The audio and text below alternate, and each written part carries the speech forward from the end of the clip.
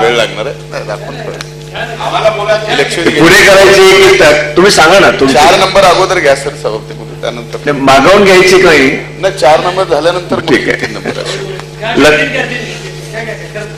नाही तुमचे त्यांनी म्हटलंय ना. सभापती महोदय,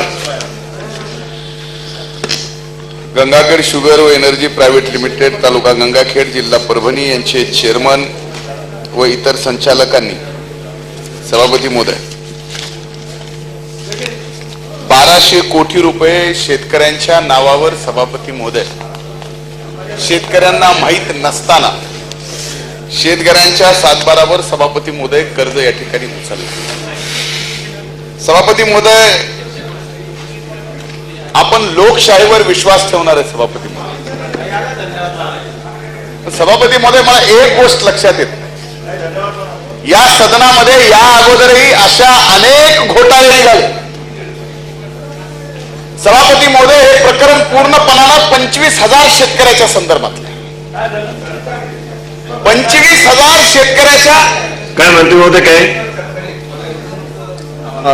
इथं पटलावर आणलं पाहिजे की सुधारित उत्तर आपल्याकडून सूचना केल्याप्रमाणे वितरित केलेलं आहे.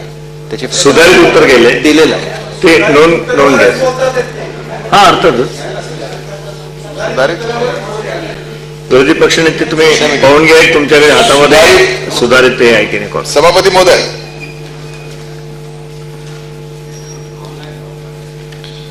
या बाबतीमध्ये सभापती महोदय असंख्य शेतकऱ्यांनी ज्या वेळेस कोर्टामध्ये धाव घेतली, कोर्टात पहिल्या दिवसापासून या प्रकरणामध्ये या घोटाळेबाज कारखानदाराला सरकार कसं वाचवत आहे हे मी या ठिकाणी स्पष्टपणाने सांगणार.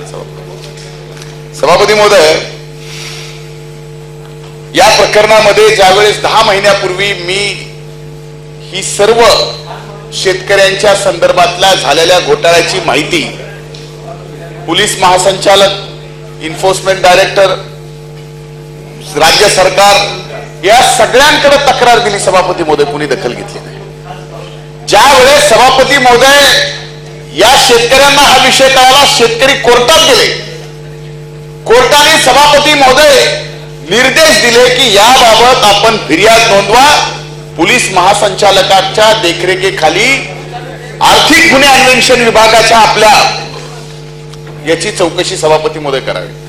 सभापती महोदय, या 25,000 शेतकऱ्याच्या 1200 कोटी रुपयाच्या घोटाळ्याच्या संदर्भामध्ये एक अधिकारी ते जास्तीत जास्त 5 अधिकारी सभापती महोदय चौकशी करतात आणि जवळजवळ 12 ते 15 जिल्ह्याची ही व्याप्ती आहे. सभापती महोदय, हा घोटाळा फक्त एका जिल्ह्यात झाला नाही. 12 ते 15 जिल्ह्यामधले सर्व शेतकरी सभापती महोदय ज्यांच्या नावाने हे 1200 कोटी रुपये उचलले.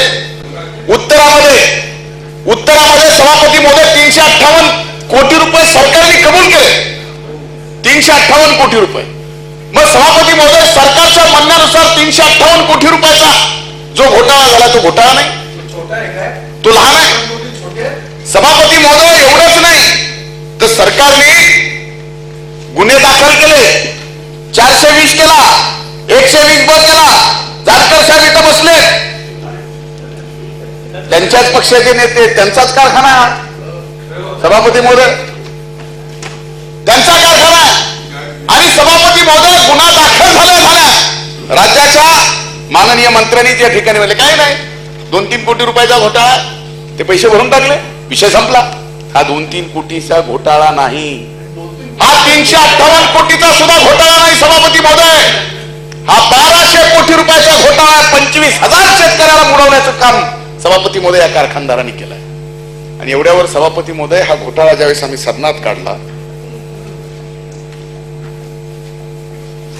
हा घोटाळा सदनात काढल्यानंतर सभापती महोदय ही लक्षवेधी राखून ठेवली गेली. का? माननीय मंत्री महोदयाच्या कडून सभापती महोदय 420, 120 हे सगळे गुन्हे दाखल झालेले असताना सुद्धा सरकारकडून, पोलिसांकडून एवढ्या मोठ्या घोटाळेबाज 1200 कोटी रुपये शेतकऱ्यांचे लुटलेल्या माणसाला सभापती महोदय बोलून घेतलं. विचारलं कसा आहेस तू? 1200 कमी झाले रे, आणखीन थोडे करायला पाहिजे होते, झाले.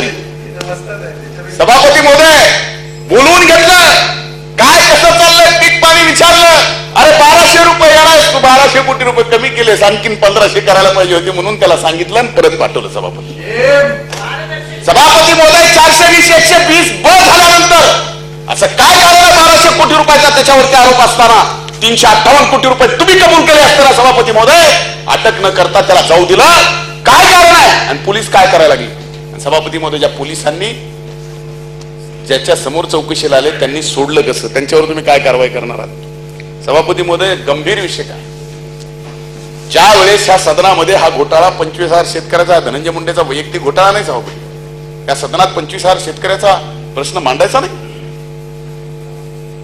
आणि सभापती महोदय मांडल्यानंतर मला धमकी येते सभापती महोदय, सभापती महोदय वर्तमानपत्रातून आणि माध्यमातून या विधान परिषदेचा विरोधी पक्ष नेता म्हणून सभापती महोदय या सर्व विरोधी सदस्यांचा मी गटनेता म्हणून सभापती महोदय या सदनामध्ये काम करतोय. पुराव्यानिशी सभापती महोदय मी या सदनामध्ये कधीच असं पाप केलं नाही सभापती महोदय, बगर पुराव्याचं मी कधी बोललो नाही. पुराव्यानिशी बोललो.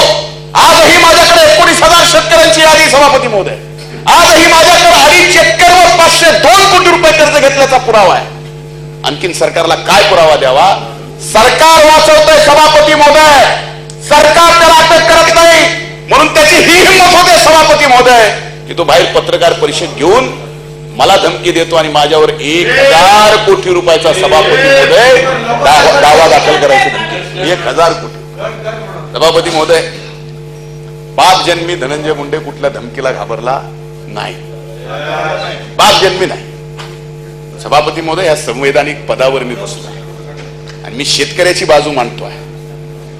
सभापती महोदय, 300 कोटी रुपयाचा कारखाना शेतकऱ्याच्या नावाने 1200 कोटी रुपये घेतले, ते 1200 कोटी रुपये गेले कुठे याची चौकशी नाही करायला पाहिजे सभापती महोदय? आणि आज सरकार म्हणतं, पोलीस म्हणते की आम्हाला चौकशीला वेळ लागतोय, त्याला बाहेर सोडलंय. जो सदनात प्रश्न उपस्थित करतोय त्याला हे आम्हाला धमकी देतोय तो. तर या 25,000 शेतकऱ्यांची काय अवस्था झाली असेल सभापती महोदय? या 25,000 शेतकऱ्यांची काय अवस्था? मी त्या दिवशी सांगितलं होतं सभापती महोदय, एका शेतकऱ्याने तक्रार केली, त्या शेतकऱ्यांनी पंडित गुट्टे नावाच्या शेतकऱ्यांनी तक्रार केली. आता बघा अंबाजोगाई पोलीस स्टेशनला सभापती महोदय पाय तुटोस तर त्याला मारहाण केली आहे. त्या प्रकरणात सुद्धा रत्नाकर गुट्टे गुन्हेगार आहेत. हे घटना झाल्यानंतर सभापती महोदय त्यांनी तो सुद्धा या कारखान्यावर सभापती महोदय त्याच्या नावाने सुद्धा कर्ज घेतलेलं आहे. हे काय चाललंय? आणि आज हे सरकार संरक्षण देत आहे घोटाळेबाजांना, तुम्ही संरक्षण देता. अरे लाज नाही वाटत तुम्हाला सभापती महोदय? आणि तुमच्या जीवावर हे गुन्हेगार 1200 कोटी रुपयाचे घोटाळे करणारे सदनामध्ये, या सदनाचं संरक्षण असताना आम्हाला पुराव्याविषयी आम्ही बोललो असताना आम्हाला जर बाहेरून ते धमकी देत असतील, सभापती महोदय या सभागृहाचं सार्वभौमत्व आता सभापती महोदय आपल्याला सांभाळायचं. आपल्याला हे सरकार नाही सांभाळू शकत सभापती महोदय. म्हणून माझी एकच मागणी सभापती महोदय, या घोटाळेबाज कारखानदाराला त्याच्या संचालकाला सभापती महोदय पोलीस अटक करणार आहे का नाही, ती कारवाई करणार आहे का नाही, एवढा स्पेसिफिक प्रश्न सभापती महोदय. मंत्री महोदय,